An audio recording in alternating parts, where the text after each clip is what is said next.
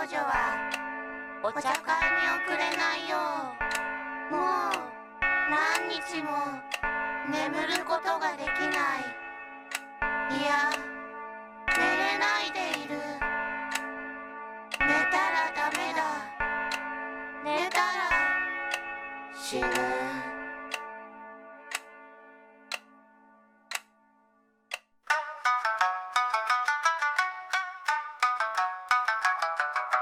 正義に燃ゆる戦いに惜しき君は倒れぬ。地にがれたる敵の手に君は戦い倒れぬ。プロレタリアの旗のため、プロレタリアの旗のため、踏みにじられし民衆に命を君は捧げる。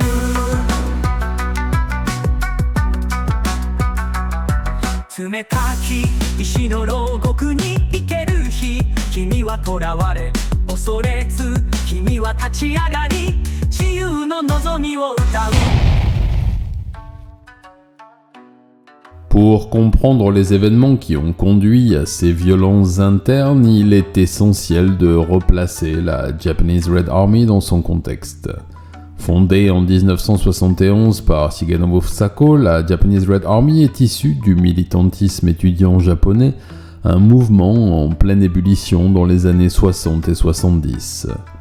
Inspirée par les mouvements révolutionnaires du monde entier, la JRA avait pour objectif de provoquer une révolution mondiale en renversant les gouvernements capitalistes et en soutenant les luttes armées à travers le globe pour y établir des républiques socialistes et se rattacher à l'Union soviétique. La JRA est rapidement devenue l'une des organisations terroristes les plus redoutées de l'époque, avec des actions d'éclat telles que le détournement d'avions, des prises d'otages et des attaques contre des ambassades.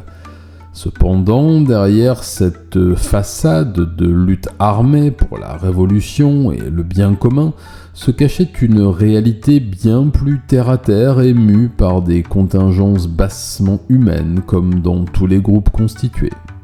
La radicalisation au sein de la JRA a atteint un point de non-retour au début des années 70 lorsque le groupe a décidé, en plus des actions violentes à travers le monde, de s'allier avec un groupe récent et unitaire, la United Red Army, et de se replier dans les montagnes japonaises pour s'entraîner militairement et se préparer à la guerre. Ils s'installèrent dans des camps retranchés, anciennes fermes ou villages de tentes, et coupèrent toute communication avec l'extérieur, se cantonnant à la lecture des écrits révolutionnaires pendant des classes de propagande et à de l'entraînement au tir, à la confection de bombes et aux combats rapprochés. C'est dans ce contexte d'isolement et de paranoïa que les premières tensions internes ont commencé à émerger. Tandis que la pression externe augmentait, les leaders du groupe, notamment Mori Tsuneo et Nagata Hiroko, ont commencé à soupçonner certains membres de ne pas être suffisamment dévoués à la cause. La radicalité idéologique a mené à une obsession malsaine de la pureté révolutionnaire. Ceux qui étaient perçus comme faibles, lâches ou déviants étaient sévèrement punis. Cela a donné naissance à une série de purges internes d'une violence inouïe. Mais avant de rentrer dans les détails de ces exactions, un point sur cette organisation, la United Red Army. La United Red Army, ou URA, comme je l'appellerai dans cette vidéo, est un groupe révolutionnaire d'extrême gauche formé en 1971 au Japon, né de la fusion entre deux factions radicales, la Red Army Faction et Keihin Anarchist Faction. Ce mouvement est le produit type d'une époque marquée par une effervescence politique mondiale où les idéologies marxistes-léninistes et maoïstes gagnaient en influence parmi les militants de gauche, particulièrement dans le contexte des luttes anti-impérialistes et anticapitalistes des années 60 et 70 orchestrées par l'URSS. Le fondement idéologique de la URA reposait sur un engagement radical envers la révolution communiste de 1917. Le groupe adhérait à une vision marxiste-léniniste stricte combinée à une influence maoïste qui prenait l'inévitabilité d'une révolution violente pour renverser l'ordre capitaliste au Japon. Les militants de l'URA croyaient fermement que seule une lutte armée menée par une avant-garde révolutionnaire, pouvait éveiller les masses et initier un processus révolutionnaire global en s'alliant avec d'autres mouvements révolutionnaires à travers le monde. En 1971, la fusion entre la Red Army Faction, qui avait déjà acquis une certaine notoriété pour ses actions violentes contre des cibles gouvernementales et militaires, et la Keihin Anarchist Faction, plus théoriquement ancrée, a donné naissance à la United Red Army. Sous la direction de Moritz Neo et Nagata Hiroko, l'URA s'est organisée autour de l'idée d'une révolution imminente nécessitant une préparation militaire et idéologique rigoureuse. Le groupe s'est rapidement isolé dans les montagnes pour se préparer à la lutte armée, établissant des camps d'entraînement où les membres subissaient une formation militaire et idéologique intense. Cependant, cet isolement a aussi favorisé une radicalisation croissante, une paranoïa interne et des luttes de pouvoir où la pureté idéologique absolue était devenue une obsession. Les leaders, notamment Mori et Nagata, imposèrent vite des séances d'autocritique et des punitions sévères pour maintenir une discipline de fer au sein du groupe. Cette quête de pureté révolutionnaire a vite dégénéré en violences internes. Les dirigeants, craignant la déviation idéologique vers un socialisme mou et la trahison, ont commencé à purger les membres qu'ils jugeaient insuffisamment engagés. En 1972, lors de sessions de critique et autocritique dans les montagnes de Gunma, 12 membres de l'URA ont été exécutés par leurs propres camarades sous l'accusation de faiblesse ou de manque de loyauté à la cause.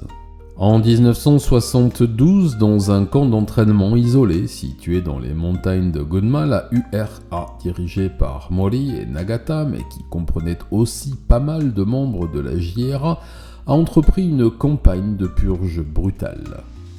Les membres du groupe étaient soumis à des interrogatoires violents, des tortures physiques et psychologiques que les dirigeants avaient appris en Chine et au Vietnam, et des autocritiques forcées, un concept importé du maoïsme où les membres devaient confesser leurs soi-disant faiblesses et manquements à la cause révolutionnaire.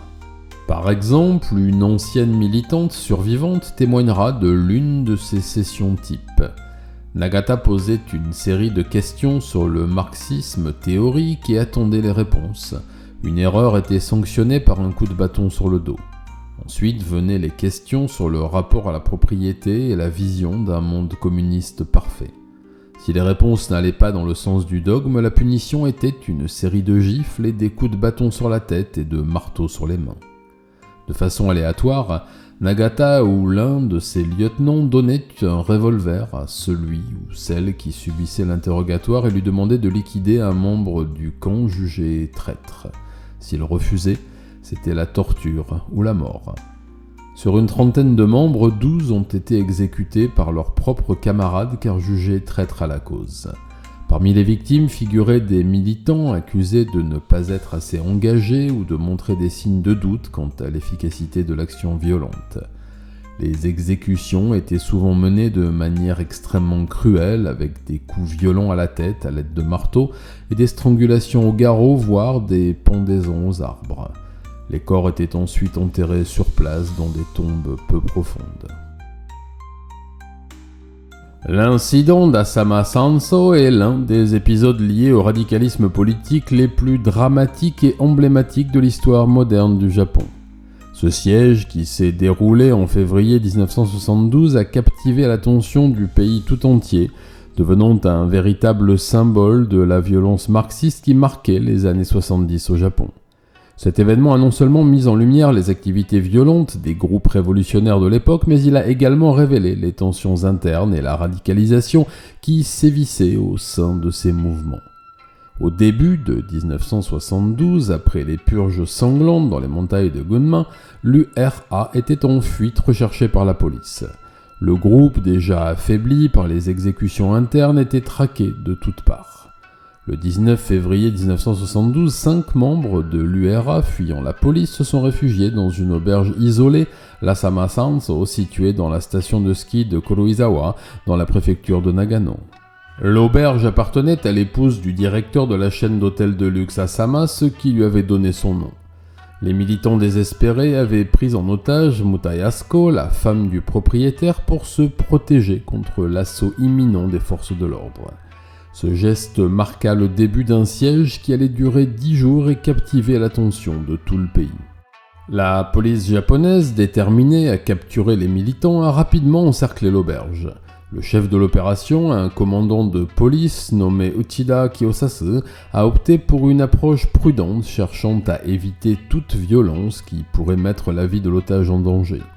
Cependant, les militants fanatisés étaient bien armés et prêts à résister jusqu'au bout. Pendant les jours qui ont suivi, la situation est restée tendue. Les militants ont échangé des tirs sporadiques avec la police tout en maintenant Mutayasuko en captivité.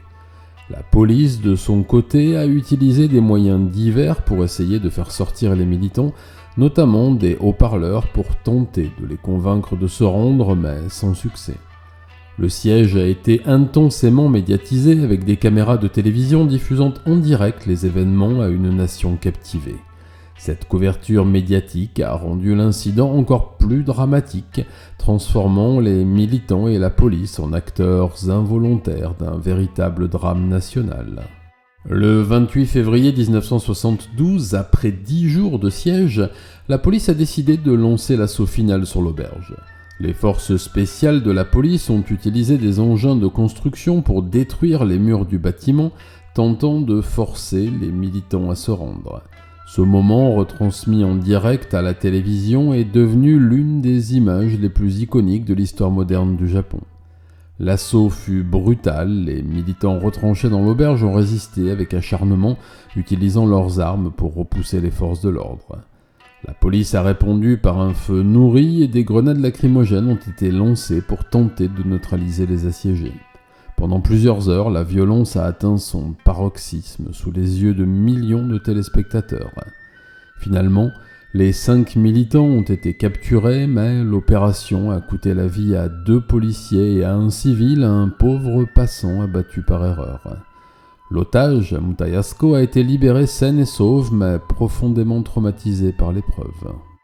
L'incident de Asama Sanso a eu des répercussions profondes sur le Japon. D'un point de vue immédiat, il a marqué la fin de l'URA en tant qu'organisation active au Japon. La plupart des membres restants ont été arrêtés et le groupe s'est rapidement désintégré après l'incident. Pour le public japonais, ce siège a révélé les dangers de la radicalisation politique rampante et a contribué à un rejet croissant des idéologies révolutionnaires violentes. La couverture médiatique intense a également joué un rôle dans la perception publique des mouvements radicaux qui commençaient à trouver un certain écho auprès des populations étudiantes et artistiques. Les images des forces de police attaquant l'auberge, mêlées à la narration dramatique des journalistes, appuyant parfois à l'excès le danger des idéologies de gauche, ont marqué durablement l'imaginaire collectif japonais. Cet événement a contribué à un renforcement des pouvoirs de la police, qui pouvait désormais perquisitionner et arrêter toute personne soupçonnée de radicalité politique, et à une réévaluation des politiques de sécurité intérieure au Japon. Si l'on a parlé des personnalités marquantes de la JRA, il faut maintenant s'intéresser à celles qui ont marqué l'URA, Mori Tsuneo et Nagata Hiroko. Mori Tsuneo est né le 16 août 1944 dans la préfecture de Gunma. Il grandit dans une époque de grands bouleversements pour le Japon, bien sûr marquée par la reconstruction post-Seconde Guerre mondiale et une trop rapide modernisation. Comme beaucoup de jeunes de sa génération, Mori est attiré par les mouvements de gauche et les idéologies marxistes qui promettent un changement radical dans une société qu'il perçoit comme injuste et oppressive. Son père, professeur de français à l'université, lui fera lire Marx, Engels, Lénine, mais aussi Pierre-Sylvain Maréchal et Babeuf. Étudiant brillant, Mori rejoindra rapidement les mouvements étudiants radicaux qui émergeaient dans les années 60.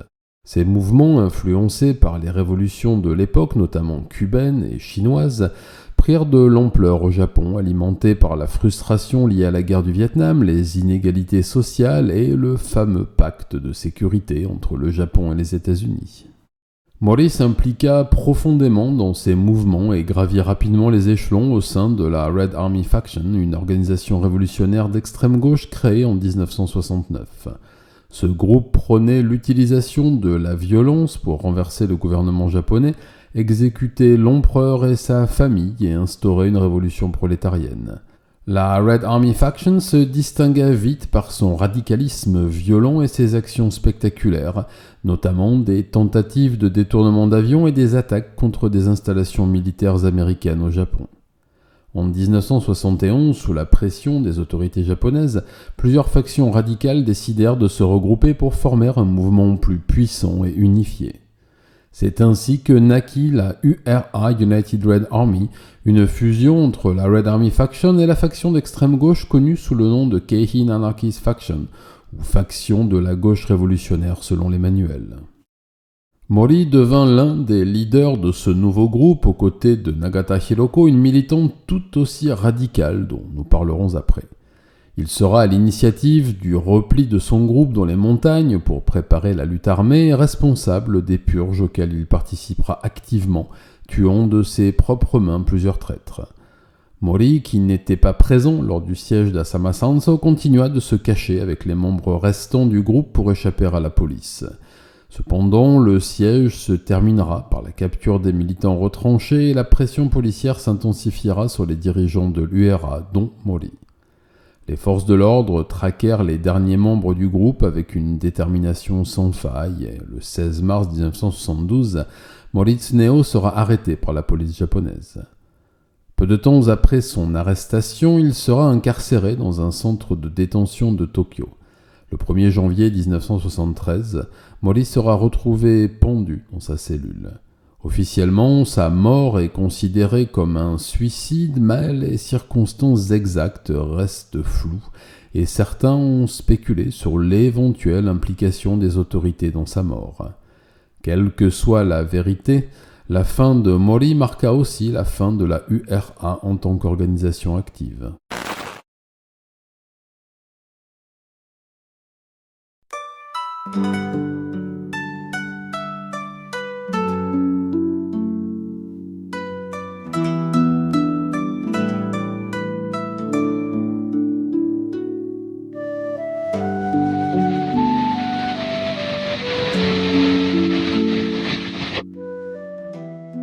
Nagata Hiroko est né le 8 février 1945 à Chichibu dans la préfecture de Saitama.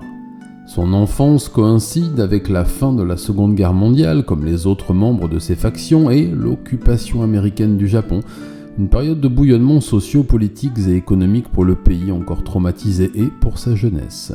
Son père, haut fonctionnaire d'État, et sa mère, femme au foyer et fille d'aristocrate, lui donnèrent une éducation très stricte et traditionnelle.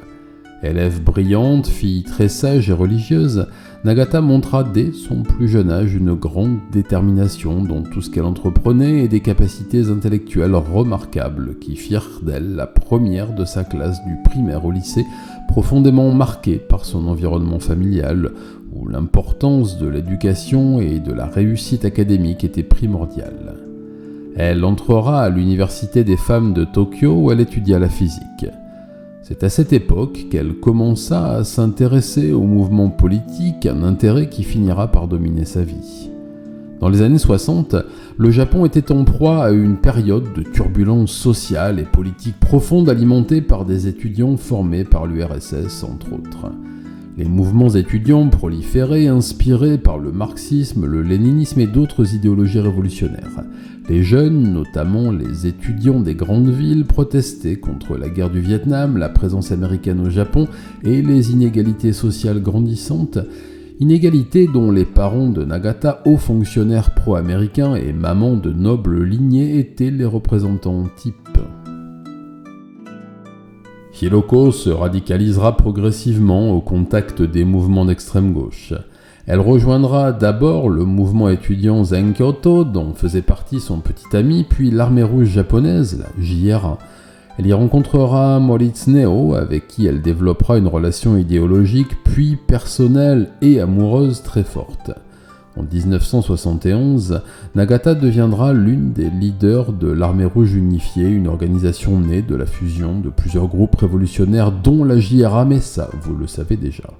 Son idéologie deviendra alors de plus en plus rigide, marqué par un engagement total envers la révolution et une vision manichéenne du monde où la violence est non seulement justifiée, mais nécessaire pour purger la société des éléments réactionnaires.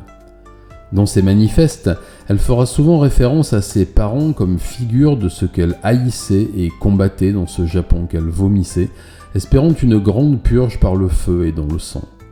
Elle ordonnera un simulacre de procès de la famille impériale qu'elle condamnera à mort, enfants compris, en promettant d'exécuter la sentence elle-même comme les bolcheviks l'avaient fait avec les Romanov.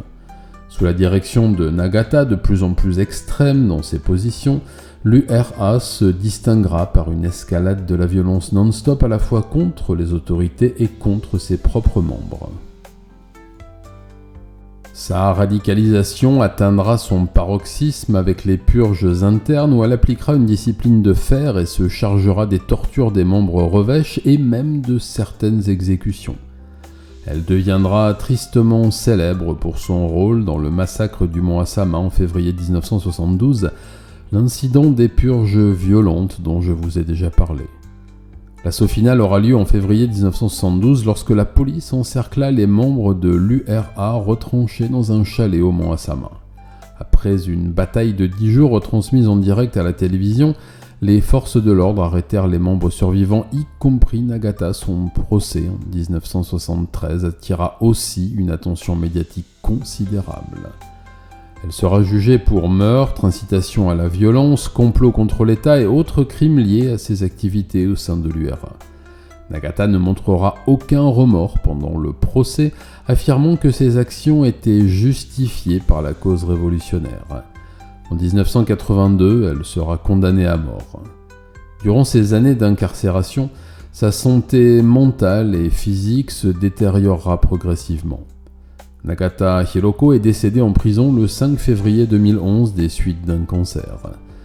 Son parcours est resté comme un exemple extrême de la radicalisation politique où les idéaux révolutionnaires ont dégénéré en une violence destructrice, sûrement due à un contentieux envers ses parents qui, des proches de la famille en témoigneront lors du procès, ne la ménagèrent pas durant son enfance et sa jeunesse, exigeant d'elle des performances constantes et une rigueur intenable.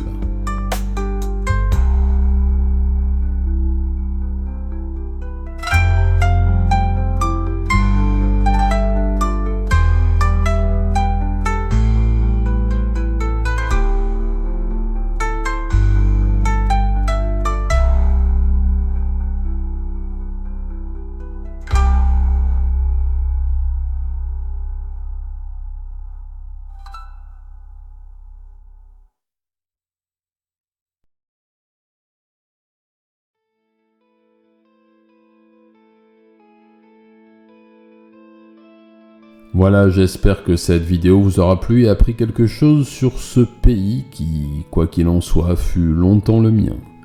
Si mes contenus vous plaisent, n'oubliez pas de vous abonner, d'activer la petite cloche. Je sais que je ne sors pas de grosses vidéos souvent, mais ça va recommencer, je vous le promets.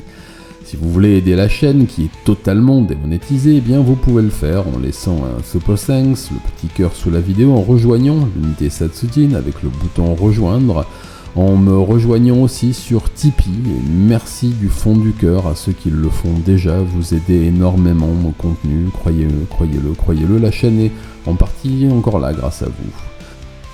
Vous pouvez aussi me faire un don ponctuel ou récurrent via PayPal, ce qui m'aide énormément, croyez-le bien, et un grand merci à ceux qui le font déjà depuis plus de 6 mois.